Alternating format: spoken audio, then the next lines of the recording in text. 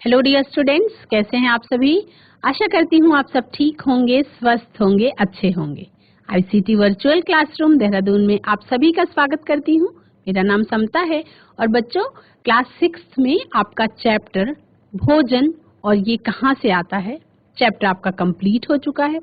सारे कॉन्सेप्ट्स आपको मैंने क्लियर करवा दिए कि किस तरीके से खाने की आदतों के आधार पे जीव 3 प्रकार के होते हैं, शाकाहारी, मांसाहारी और सर्वाहारी। किस तरह से अपना भोजन जो स्वयं बनाते हैं वो स्वयं पोषी कहलाते हैं और जो अपना भोजन स्वयं नहीं बनाते वो विषम पोषी कहलाते हैं। तो इस चैप्टर में जो भी आपने पढ़ा, आज क्या करेंगे, हम उस चैप्टर से रिलेटेड क्वेश्चन आंसर्स करेंगे और यदि आप ये क्वेश्चन आंसर कर पाते हैं आसानी से तो आप ये समझेंगे कि आपका ये चैप्टर का जो कॉन्सेप्ट है वो क्लियर हो चुका है। तो चलेंगे स्मार्ट बोर्ड की तरफ और उसको हम समझने की कोशिश करेंगे और साथ साथ उसको कॉपी में नोट डाउन भी करते चलेंगे। Let's go to the smart board. बच्चों, आपका ये चैप्टर भोजन और ये है कहाँ से आता है। इस चैप्टर में आपने क्या सीखा? इस चैप्टर में आपने ये जाना कि जो आप अलग अलग तरीके के खान पान है, हमारी जो अलग अलग तरीके की खाद्य सामग्री है वो खाद्य सामग्री बनती कैसे है। कुछ खाद्य सामग्री ऐसी होती है, जैसे हमने बात करी थी अलग अलग व्यंजनों की, अलग अलग डिशेस की, तो ये जो अलग अलग व्यंजन होते हैं, अलग अलग डिशेस होती हैं, ये खाद्य सामग्री आपको कहाँ से मिलती है? कच्ची सामग्री जैसे फल और सब्जी, गेहूं, दाल चावल जैसे अनाज हमें किससे मिलते हैं? हमें पादपों से कि पौधों से प्राप्त होते हैं।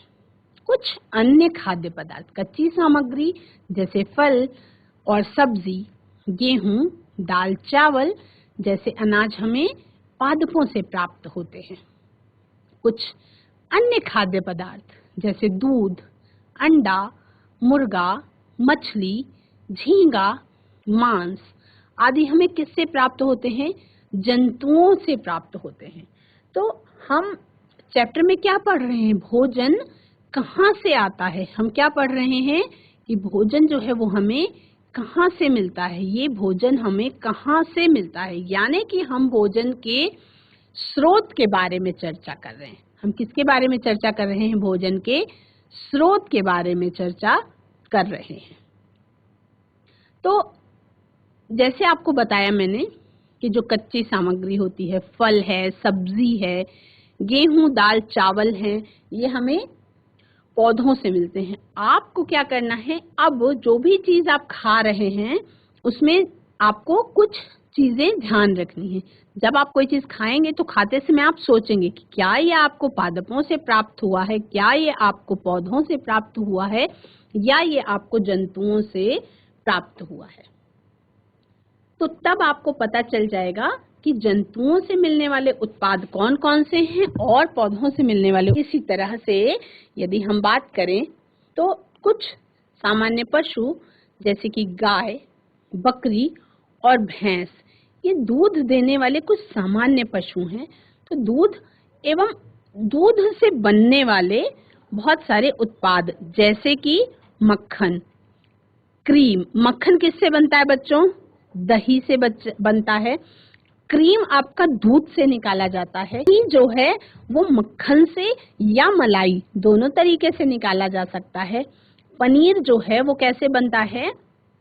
पनीर बनाने के लिए दूध में कुछ खट्टा डाला जाता है, यानी कि चाहे नींबू चाहे सिरका, कुछ खट्टा डाल करके उसको ऐसा कर दिया जाता है कि वो उसका जो उसके अंदर जो सॉलिड मटेरियल है वो अलग हो जाता है और पानी अलग हो जाता है। पानी को निचोड़ करके और इसको जमा दिया जाता है, तब पनीर बनता है। और दूध में जब हम दही का जामन डाल देते हैं तो वो दही के रूप में बन जाता है। तो दूध और दूध से मिलने वाले अलग अलग डेयरी प्रोडक्ट्स, दुग्ध उत्पाद जैसे कि मक्खन है, क्रीम, घी, पनीर और दही, ये सारा क्या है? ये सब जंतु उत्पाद हैं, यानी कि हमें जंतुओं से प्राप्त होते हैं। चैप्टर में आपने जो पॉइंट्स पढ़े उन पॉइंट्स के बारे में हम पहले एक एक बारे में चर्चा कर लेंगे। आप सबको पता है कि भारत के विभिन्न प्रदेशों में खाए जाने वाले भोजन में बहुत अधिक विविधता है ना। क्यों थी उसके बारे में हमने बहुत अच्छे से चर्चा कर ली थी कि यदि आप अपने दिमाग में भारत का नक्शा रिकॉल करें, एक भारत के नक्शे के बारे में सोचिए, मानचित्र को देखिए, तो जब आप मानचित्र को सोचते हैं अपने दिमाग में तो आपको क्या दिखाई पड़ता है कि भारत में नक्शे के ऊपरी भाग में पहाड़ी राज्य हैं, जम्मू कश्मीर से शुरू होकर के उत्तराखंड तक पहाड़ों वाले राज्य हैं और वहां का खान पान अलग है। जम्मू कश्मीर का खान पान अलग है, उत्तराखंड का खान पान अलग है। जब हम मैदानी राज्यों में आते हैं तो उत्तर प्रदेश का खान पान अलग है, दिल्ली का खान पान, उत्तर प्रदेश का, दिल्ली का खान पान, ये सब एक जैसा है। फिर हम थोड़ा सा और नीचे जाते हैं, वेस्टर्न कोस्टल एरिया यानी कि पश्चिमी समुद्र के किनारे वाले भागों में जब हम मुंबई की साइड जाते हैं वहां का खान पान डिफरेंट है। फिर हम जब साउथ इंडिया की तरफ जाते हैं, दक्षिण भारत की तरफ जाते हैं, वहां का खान पान अलग है। और जब हम गुजरात की तरफ जाते हैं वहां का खान पान अलग है। जब हम नॉर्थ ईस्ट स्टेट्स की तरफ जाते हैं, आसाम की तरफ और त्रिपुरा की तरफ, मेघालय की तरफ जाते हैं, वहां का खान पान अलग है। तो कितना विविधताओं से भरा हमारा देश है और यहाँ पे खान पान में बहुत ज्यादा विविधता है। तो हम ये कह सकते हैं, इसके लिए ये टैगलाइन बिल्कुल भी गलत नहीं होगी कि हमारा देश भारत, उसके अंदर क्या है, अनेकता में एकता है। एक ही देश है लेकिन अनेक प्रकार के लोग एक साथ यहाँ पर रहते हैं, जिनकी बोली, भाषा, खान पान, यहाँ तक कि वेशभूषा सब कुछ अलग अलग होता है। अलग अलग राज्यों में पहने जाने वाले कपड़े भी अलग अलग प्रकार के होते हैं। उसी तरह से खाया जाने वाला खाना भी अलग अलग प्रकार का होता है। और वो होता क्यों है बच्चों?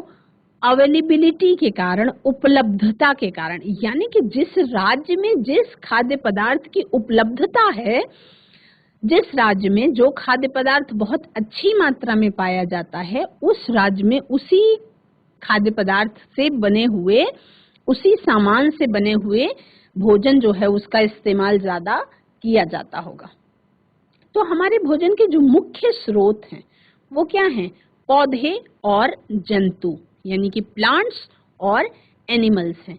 तो जो जंतु केवल पौधों पर निर्भर होते हैं उन्हें हम शाकाहारी कहते हैं। जो जंतु केवल पौधों पर निर्भर होते हैं उन्हें हम शाकाहारी कहते हैं। जैसे एग्जाम्पल के तौर पे बच्चे बताएंगे शाकाहारी कौन कौन से, कुछ जानवरों के नाम आपको बताने हैं। तो शाकाहारी में आप हिरन को कह सकते हैं, आप बहुत बड़ा जानवर हाथी को शाकाहारी कह सकते हैं, आप बकरी को शाकाहारी कह सकते हैं, आप गाय और भैंस को शाकाहारी कह सकते हैं। ऊंट इतना बड़ा जानवर होता है लेकिन वो भी आप शाकाहारी ही कहेंगे उसको, क्योंकि जानवर कितना भी बड़ा हो वो अपना पेट भरने के लिए यदि मांस का सेवन नहीं कर रहा, पौधों और पौधों से बनने वाले उत्पादों पर ही डिपेंडेंट है, निर्भर है, तो उसको हम शाकाहारी जंतु कहते हैं। कुछ इंसान भी शाकाहारी होते हैं, कुछ मतलब मनुष्य भी, कुछ मनुष्यों की कैटेगरी में भी कुछ लोग शाकाहारी होते हैं जिन्हें हम वेजिटेरियन कहते हैं, प्योर वेजिटेरियन कहते हैं। कुछ जंतु जो केवल जंतुओं को ही खाते हैं, यानी कि वो दूसरों के मांस पर डिपेंडेंट होते हैं, अपने भोजन के लिए दूसरों के मांस पर निर्भर होते हैं, वो क्या कहलाते हैं बच्चों? वो कहलाते हैं मांसाहारी। मांसाहारी का मतलब कॉर्निवोर्स कहलाते हैं। हमने पहले हर्बीवोर्स की बात करी जो केवल पेड़ पौधों पर निर्भर हैं। हम बात कर रहे हैं उसके बाद कॉर्निवोर्स की जो मांसाहार करते हैं, मांसाहारी कहलाते हैं। और ऐसे जंतु या पौधे या प्राणी जो दोनों को ही खाते हैं, यानी कि पेड़ पौधों पर भी निर्भर हैं और वो जंतुओं पर भी निर्भर हैं, तो उनको हम क्या कहते हैं? उन्हें हम सर्वाहारी कहते हैं। उन्हें हम क्या कहते हैं बच्चों? उन्हें हम सर्वाहारी कहते हैं। तो अब आपको पॉइंट्स, जो इस चैप्टर के पॉइंट्स हैं, वो पॉइंट्स आपको ध्यान रखने हैं। पहले तो कौन कौन से खाद्य सामग्री आपको जंतुओं से मिलती है, पहला पॉइंट। कौन कौन सी खाद्य सामग्री आपको पौधों से मिलती है, दूसरा पॉइंट। उसके बाद हमारे भारत में अलग अलग राज्यों में किस तरीके का खान पान है, उसके बारे में जानना समझना, क्योंकि अपने देश को जानना बहुत ज्यादा जरूरी होता है। उसके बाद ऐसे जंतु जो केवल पौधों पर निर्भर रहते हैं, शाकाहारी कहलाते हैं। ऐसे जंतु जो केवल दूसरे जंतुओं को खाते हैं, मांसाहारी कहलाते हैं। बहुत ध्यान से सुनेंगे बच्चों, क्योंकि हम क्या कर रहे हैं, क्विक रिवीजन, और उसके बाद हम इस चैप्टर के क्वेश्चन आंसर्स करेंगे। और क्वेश्चन आंसर करते समय मैं आपको टाइम दूंगी, स्क्रीन पर आपको क्वेश्चन आंसर दिखाई पड़ेंगे और उसको आपको अपनी कॉपी में नोट करते हुए चलना है। अब किसी भी खाद्य सामग्री में मिलाए जाने वाली सामग्रियों को हम क्या कहते हैं? किसी भी खाद्य सामग्री में मिलाए जाने वाली सामग्रियों को हम संघटक कहते हैं या इंग्रेडिएंट्स कहते हैं। जैसे दूध, चावल और चीनी और पानी, ये खाद्य पदार्थ जो हैं वो खीर के संघटक हैं। यानी कि यदि हम बात करें कि खीर कैसे बनती है, तो हम कहेंगे कि चावल, चीनी, पानी और दूध मिला करके, और उसमें कुछ सूखे मेवे भी मिलाए जा सकते हैं, वो मिला करके जो पकाया जाता है, तो पकने के बाद जो व्यंजन तैयार होता है उसे हम खीर के नाम से जानते हैं।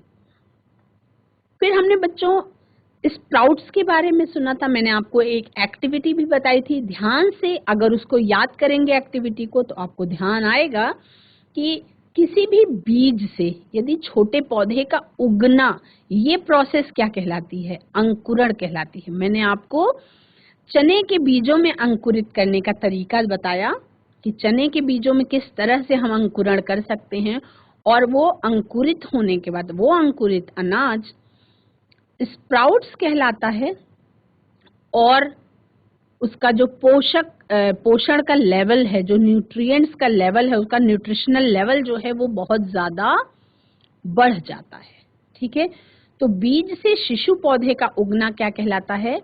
अंकुरण कहलाता है। उसके बाद दो चीज और आपको इस चैप्टर में जाननी है, जो मैं आपको बता चुकी हूँ, आप उसको रिकॉल करेंगे। मधुमक्खियों द्वारा इकट्ठा की गई फूलों के मीठे रस को हम क्या कहते हैं बच्चों? मकरंद कहते हैं या नेक्टर कहते हैं, जो बाद में शहद बन जाता है। ठीक है, और ये शहद जो है, अगर गुलाब के फूलों की खेती जहां पर है, वहां पे अगर किसी मधुमक्खी ने छत्ता लगाया है, तो उस शहद का जो स्वाद होगा वो अलग होगा। और यदि किसी ऐसे एरिया में मधुमक्खी ने छत्ता लगाया जहां पे अजवाइन की खेती होती है, तो स्वाद शहद का अलग होगा, क्योंकि जो शहद है बच्चों, वो उस फूलों के मीठे रस या मकरंद से बनता है। तो अभी तक ये कंफर्म नहीं कर पाए लोग कि जो शहद है वो जंतु उत्पाद की कैटेगरी में रखा जाए या प्लांट प्रोडक्ट की कैटेगरी में रखा जाए। तो अपने अपने हिसाब से हम रख सकते हैं। मैं तो ये कहती हूँ कि जैसे जो शहद है वो बनाने में हेल्प करती हैं मधुमक्खियाँ, लेकिन वो शहद बनता है फूलों के मीठे रस से। यानी जो इंग्रेडिएंट यूज होता है शहद को बनाने में, वो मकरंद होता है, नेक्टर होता है। तो ये कह सकते हैं आप बिना किसी कंफ्यूजन के कि जो शहद है वो एक प्लांट प्रोडक्ट है। लेकिन कुछ लोग ये कहते हैं कि वो मधुमक्खियों से बनता है, इसलिए वो प्लांट प्रोडक्ट नहीं है। लेकिन अगर उसको ध्यान से समझेंगे तो शहद जो है मधुमक्खियों द्वारा बनाया जाता है, लेकिन बनता है फूलों के मीठे रस से ही, इसलिए हम उसको प्लांट प्रोडक्ट की कैटेगरी में रख सकते हैं। अब पौधों के वे भाग जिन्हें हम खा सकते हैं या पकाते हैं खाने के लिए, उनको हम उसका खाने योग्य भाग कहते हैं या खाद्य भाग कहते हैं, जिसको हम उसका एडिबल पार्ट कहते हैं। तो अलग अलग पौधों में खाने के लिए अलग अलग पार्ट्स का यूज किया जाता है। जैसे किसी पौधे के हम फल खाते हैं, किसी पौधे का हम फूल खाते हैं, किसी पौधे का पत्ता एडिबल होता है यानी खाने योग्य होता है, किसी पौधे की जड़ खाने योग्य होती है और किसी पौधे का तना खाने योग्य होता है। तो चैप्टर के कुछ एक ये जो कॉन्सेप्ट्स थे इनको आपने बहुत अच्छे से समझ लिया है।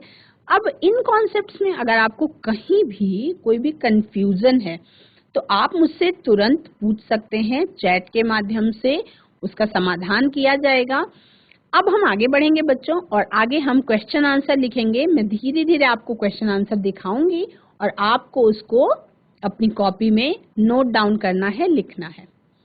प्रश्न संख्या 1, क्वेश्चन नंबर 1, क्या सभी जीवों को एक ही किस्म के भोजन की आवश्यकता होती है? सभी बच्चे प्रश्न नोट करेंगे। प्रश्न और उत्तर लिखने के लिए मैं आपको समय दूंगी, तो प्रश्न उत्तर सभी बच्चे नोट करेंगे। क्या सभी जीवों को एक ही किस्म के भोजन की आवश्यकता होती है? आप सभी ने प्रश्न लिख लिया, उत्तर लिखेंगे। नहीं, सभी जीवों को एक ही किस्म के भोजन की आवश्यकता नहीं होती है। वे, पूर्ण विराम लगाएंगे, वे विभिन्न प्रकार के भोजन अपने शारीरिक बनावट, आवास और आंतरिक अंगों के आधार पर ग्रहण करते हैं। पूर्ण विराम, विभिन्न खाद्य पदार्थों के ग्रहण करने के आधार पर जीव 3 प्रकार के होते हैं। आराम से सुंदर हैंडराइटिंग में धीरे धीरे लिखेंगे, क्वेश्चन को समझते हुए लिखेंगे। केवल कॉपी नहीं करेंगे कि आप बोर्ड से देख देख के, स्क्रीन से देख देख के कॉपी करते जा रहे हैं, आप उसको समझते भी चलेंगे। और लिखते समय यदि आपको समझ में नहीं आ रहा है बच्चों तो चैट के माध्यम से तुरंत पूछेंगे भी। खाद्य पदार्थों के ग्रहण करने के आधार पर यानी कि उनकी खाने की आदतों के आधार पे यानी ईटिंग हैबिट्स के आधार पे जीव जो है वो 3 प्रकार के होते हैं। पहला है शाकाहारी, जो केवल पादप उत्पाद खाते हैं यानी केवल प्लांट प्रोडक्ट्स पर ही निर्भर होते हैं। दूसरा है मांसाहारी, जो केवल एनिमल प्रोडक्ट्स ही खाते हैं या केवल जंतु उत्पाद ही खाते हैं। और तीसरा है सर्वाहारी, जो पादप और जंतु दोनों उत्पादों को लेते हैं। क्या कहलाते हैं? ओमनिवोर्स या सर्वाहारी कहलाते हैं। ये प्रश्न और इस प्रश्न का उत्तर आपके सामने स्क्रीन पर, इसको बच्चों आप नोट करेंगे, प्रश्न को भी नोट करेंगे और उत्तर को भी अपनी कॉपी में, नोटबुक में लिखेंगे।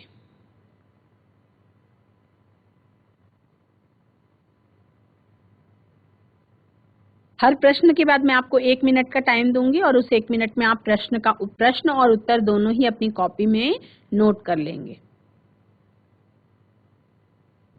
प्रश्न संख्या 2, 5 पौधों के नाम लिखिए और बताइए कि इनके कौन से भाग का उपयोग खाद्य पदार्थ के रूप में होता है। उत्तर में लिखेंगे बच्चों, पहला पौधा लिखेंगे हम आलू। आलू का जो भाग एडिबल होता है, जो खाने योग्य होता है, वो उस पौधे का तना होता है। जमीन के नीचे उगने से ये तय नहीं होता कि वो उस पौधे का जड़ ही है। कोई जरूरी नहीं है कि यदि वो जमीन के नीचे है तो वो जड़ ही होगी। आलू का तना जो है वो जमीन के नीचे होता है और जो खाना प्रकाश संश्लेषण की प्रक्रिया से हरे पौधे अपना खाना खुद बना लेते हैं, ये आप सबको पता है। तो जो खाना उस पौधे द्वारा बनाया जाता है वो खाना स्टोर हो जाता है उस तने को फूल फूल के मोटा कर देने के लिए। तो आलू जो है वो गुच्छे के रूप में बहुत सारे आलू फूल के मोटे हो जाते हैं तने के रूप में ही होते हैं और जमीन के नीचे भूमिगत तना कहते हैं उसको। हम क्या कहते हैं? भूमि के नीचे पाया जाने वाला तना, यानी कि भूमिगत तना, अंडरग्राउंड स्टेम कह सकते हैं उसको। तो उसका जो भाग हम खाते हैं, उसकी सब्जी बनती है, चाट बनती है, आलू के पराठे बनते हैं, आलू की अलग अलग तरीके के व्यंजन बनते हैं। वो जो भाग हम खाते हैं आलू का, वो क्या होता है बच्चों? उस पौधे का तना होता है। ठीक है। दूसरे पौधे के बारे में हम देखेंगे, मूली। दूसरे पौधे में आप लिख सकते हैं मूली। मूली लिखते समय म में बड़े ऊ की मात्रा लगाएंगे। प्रिंटिंग मिस्टेक है यहाँ पे, इसमें मूली लिखा हुआ है पर इसको आप बड़े ऊ की मात्रा लगाएंगे यहाँ पे। ये है मूली। और मूली का कौन सा भाग खाने योग्य होता है? मूली का जड़ और पत्ता, ये दोनों खाने योग्य भाग होते हैं। मतलब जो मूली आप सैलेड के रूप में काट करके खाते हैं, कच्ची मूली ही, रॉ मूली ही हम लोग खाते हैं, तो वो उस मूली का क्या है? जड़ है। जमीन के अंदर जो जड़ होती है वो फूल करके मोटी हो जाती है, उसके अंदर जो खाद्य पदार्थ होता है वो इकट्ठा हो जाता है और जड़ को ही फुला करके मोटा कर देता है। तो हम मूली से देखो, जितनी भी खाद्य सामग्री है बच्चों, अगर आप जानना चाहें तो आपके लिए बड़ा इंटरेस्टिंग होगा कौन सी चीज से क्या क्या व्यंजन बन सकते हैं। इसके बारे में आपकी हेल्प कर सकती हैं आपकी मम्मी। आप अपनी अगर मदर से पूछेंगे तो वो आपको बताएंगे। एक बार पूछ के देखिए कि माँ, मूली से कौन कौन से व्यंजन बनते हैं, वो आपको एक लिस्ट बना के बताएंगे। पूरा बहुत सारी चीजें बन सकती हैं। मूली का साग बनता होगा, मूली से सैलेड बन सकता है, मूली के पराठे कुछ लोग बना के खाते हैं, मूली का अचार भी लोग बना के खाते हैं, है ना। तो अलग अलग व्यंजन, अलग अलग प्रदेशों में अलग अलग व्यंजन हर चीज से बनते हैं। तो मूली का मुख्यतः जो भाग खाने के लिए इस्तेमाल किया जाता है, या जिस भाग को हम खाने योग्य भाग या एडिबल पार्ट कहते हैं, वो है मूली। और मूली का जो खाया जाता है वो होता है जड़ और पत्ता, यानी कि रूट्स और उसकी लीव्स, ये दोनों एडिबल पार्ट होते हैं। तो मूली की जड़ जो है, सफेद रंग की जो मूली आपको दिखाई पड़ती है, वो मूली का क्या है बच्चों? वो जड़ है। कंफ्यूज नहीं होंगे, आलू का हम तना खाते हैं पर मूली की हम जड़ खाते हैं। और मूली में तने जैसा कुछ होता नहीं, आपको नीचे मूली दिखाई पड़ती है और तना बहुत थोड़ा सा होता है, और उसके बाद पत्ता जो है वो आपको सीधा दिखाई पड़ता है। तो मूली का जड़ और पत्ता ये दोनों खाने योग्य भाग होते हैं और इनसे अलग अलग तरीके के व्यंजन बनते हैं और खाए जाते हैं। हम बात करें अमरूद की, तो अमरूद का जो एडिबल पार्ट है, जो खाने योग्य भाग है, वो क्या है? वो है फल। अमरूद का फल जो है हम सेवन करते हैं। और अमरूद के जो पत्ते हैं वो मेडिसिनल, कहीं कहीं दवा के रूप में काम आते हैं अमरूद के पत्ते। लेकिन जनरली, सामान्य तौर पे यदि खाने की बात करें तो अमरूद का फल जो है वो खाया जाता है। बात करें हम गाजर की, तो गाजर की आपको केवल जड़ लोग खाते हैं।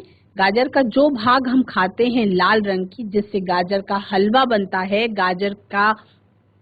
गाजर अचार में भी पड़ता है, गाजर आपका सैलेड के रूप में भी खाते हैं, बच्चे कच्ची गाजर भी खाते हैं। गाजर में विटामिन ए भरपूर मात्रा में पाया जाता है, आपकी आंखों के लिए बहुत अच्छा होता है। वो गाजर उस पौधे का जड़ वाला भाग है जिसको हम खाते हैं, यानी कि गाजर की जड़ जो है वो एडिबल पार्ट है। गाजर की जड़ को हम खाते हैं और गाजर की जड़ ही खाने योग्य होती है। उसके बाद पांचवा पौधा हमने लिया गेहूं का।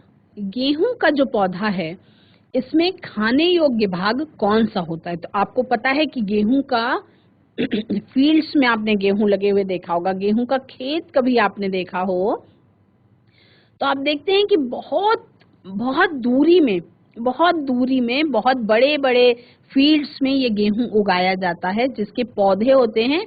और जब ये बड़ा हो जाता है गेहूं का पौधा, तो इसमें ऊपर की तरफ बालियां लगती हैं, है ना। और उनकी छिलकों के अंदर जो है बच्चों गेहूं का बीज बंद होता है। ठीक है, तो ये जो गेहूं है पहले बोया जाता है, गेहूं को ही बोया जाता है, गेहूं अपने आप अंकुरित होता होगा, उसके पौधे बनते होंगे, जब वो बड़ा होता होगा तो उसमें बालियां आ जाती होंगी गेहूं की। ठीक है, और उन गेहूं की बालियों को जब वो गेहूं का पेड़ सूख जाता है, ड्राई होने लगता है, यानी कि गेहूं की बालियां जब पक जाती हैं, तब गेहूं का पहले के जमाने में हाथ से कटाई होती थी, बहुत सारे मजदूर लगते थे, खेतों में काम करते थे, आदमी औरत बहुत सारी महिलाएं पुरुष काम करते थे और गेहूं को काट काट करके लाया जाता था। आज के समय में एक मशीन चलती है, पंजाब में सबसे पहले इसका इस्तेमाल शुरू हुआ, उस मशीन को हम कहते हैं कंबाइन। कंबाइन नाम की एक मशीन होती है, बहुत बड़ी मशीन होती है। वो मशीन लोग घंटे के आधार पे तय कर लेते हैं, क्योंकि सबके पास नहीं होती वो मशीन। एक मशीन आती है पंजाब से ही जनरली जाती है, एक मशीन आती है, तो हर एक घंटे के आधार, एक घंटे में बहुत बीघे खेत वो काट देती है। तो उस मशीन में क्या क्वालिटी होती है बच्चों, कि वो जब काट रही होती है गेहूं को, उसी टाइम पे गेहूं अलग होते जाता है और भूसा यानी कि गेहूं का जो पूरा पार्ट है वो अलग होते जाता है।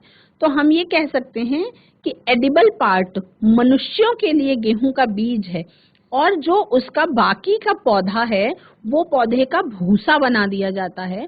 और वो भूसा जो है वो किसके लिए खाने योग्य भाग हो गया, वो हो गया मवेशियों के लिए। जो हम गांवों में जो गाय भैंस पाली जाती है वो भूसा जो है वो खाते हैं। तो गेहूं का बीज खाने योग्य भाग्य हम लिखेंगे, गेहूं के बीज ही लिखेंगे, क्योंकि मनुष्य जो है, हम लोग यानी इंसान गेहूं के बीज ही खाते हैं। और उस गेहूं से अलग अलग बहुत तरीके के व्यंजन बनते हैं। इन सब व्यंजनों के बारे में आप अपनी मदर के पास बैठेंगे और उनसे पूछेंगे तो वो आपको बहुत सारे लिस्ट, बहुत सारी चीजों का नाम बता देंगी कि इससे ये चीज बनती है, ये चीज। हर बच्चे के पास जो खाने पीने के सामान आपके घर में नियमित तौर पे खाए जाते हैं, उनकी एक उसके बारे में आप जिज्ञासु होइए और अपने मम्मी पापा से यदि पूछे तो आपको बहुत सारी चीजें वो बताएंगे। नेक्स्ट देखते हैं बच्चों, क्वेश्चन नंबर 3। आप क्वेश्चन नंबर 2 को नोट करके कंप्लीट करेंगे, तब हम क्वेश्चन नंबर 3 लिखेंगे।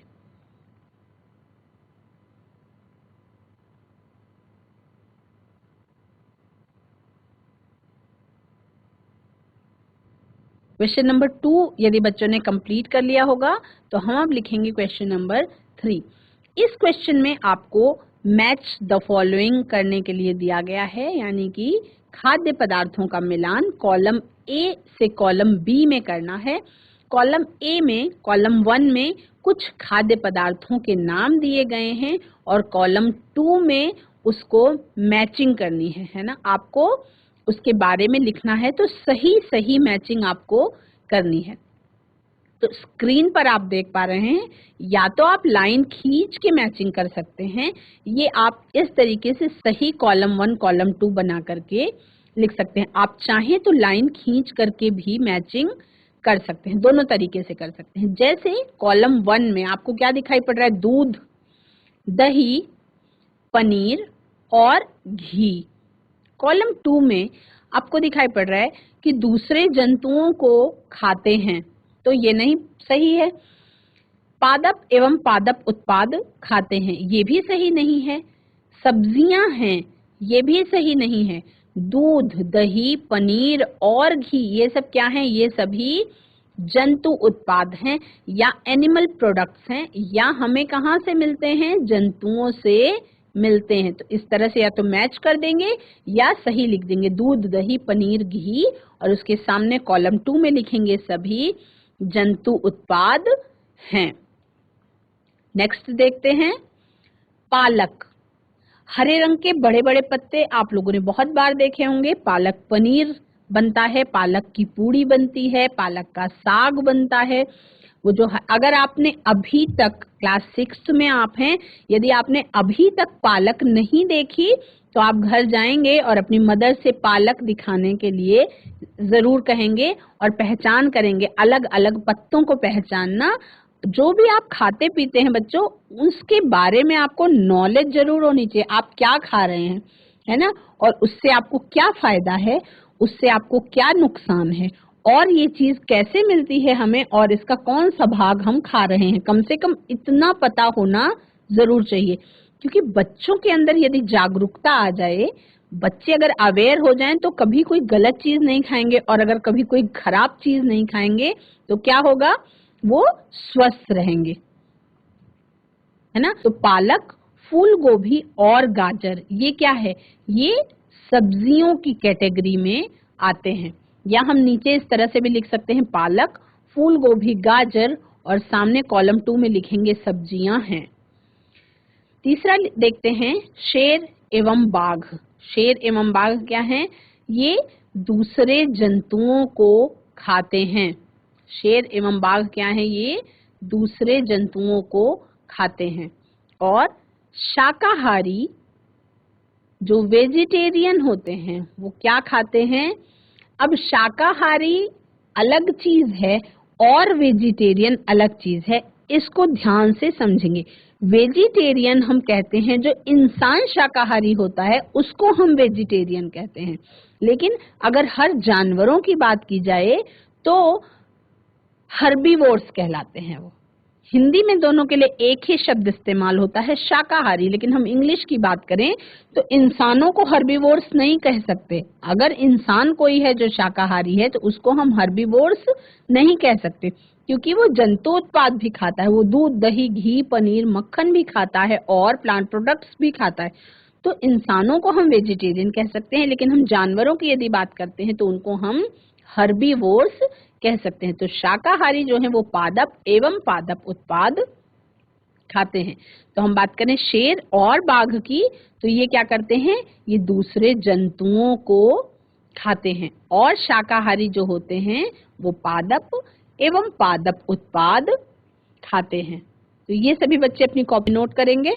बच्चों, आशा करती हूँ क्वेश्चन आंसर्स आपको बिल्कुल अच्छे से समझ में आए होंगे और आपने उसको अच्छे से अपनी कॉपी में नोट भी कर लिया होगा।